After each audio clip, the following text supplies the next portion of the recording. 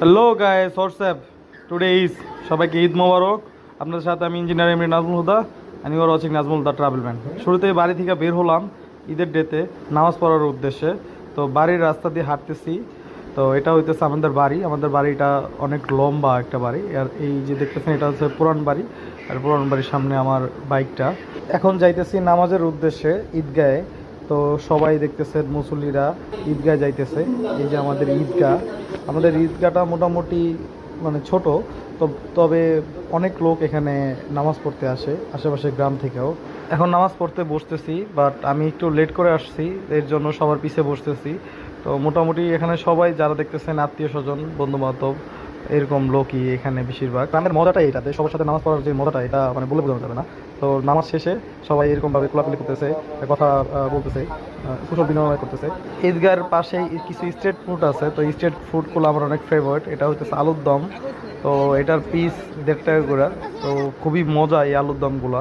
আমার আশেপাশে দেখতেছেন এরা হইতেছে আমার কাজিন, আর এটা আমার ছোটো চাচা। তো সবাই মিলে আমরা আলুর দম খাইতেছি। তো এই আলুর দম খাওয়া শেষে এখন আমরা যাইতেছি সামনে দেখতেছি দই। তো দই জাস্ট টেস্ট করতেছি। দইটা যদিও অতটা ভালো ছিল না, 20 টাকা নিছে। এটা হোমমেড দই। তো যাই হোক, নামাজটা আমার শেষে খাওয়া দাওয়া শেষ করে এখন বাড়ির দিকে চলে যাইতেছি। তো তাড়াতাড়ি করে বাড়ি যেয়ে কাপড় চোপড় চেঞ্জ করে বের হতে হবে। এই যে কাপড় চেঞ্জ করে বের হয়ে গেলাম। তাড়াতাড়ি করে গরুর সামনে যেতে হবে। গরুটা নিয়ে হুজুর আসলে পরে কুরবানি দিতে হবে। আমাদের বাড়িতে লোক সংখ্যা খুবই কম, তো তাই আমারই বেশিরভাগ কাজ করতে হয়। এটা হইতেছে আমাদের কোরবানির গরু। আজকে যত আয়োজন আছে সব একেই ঘিরে। যদিও এটা বুঝে গেছে হয়তো একে আজকে কোরবানি দেওয়া হবে, তাই এটা একটু অসন্তুষ্ট রয়েছে।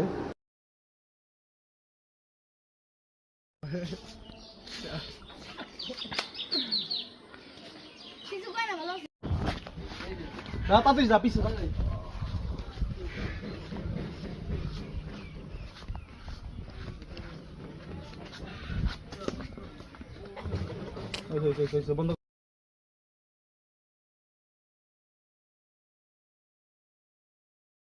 এখন গরুটার ব্লাড জানি উল্টা পুল্টা জায়গায় না পড়ে, তো এর জন্য মাটি খনন করতেছি। মাটি খনন করে ছোট্ট একটা গর্ত করতেছি, যাতে গরুর যে যত রক্ত আছে সব এখানে পড়ে।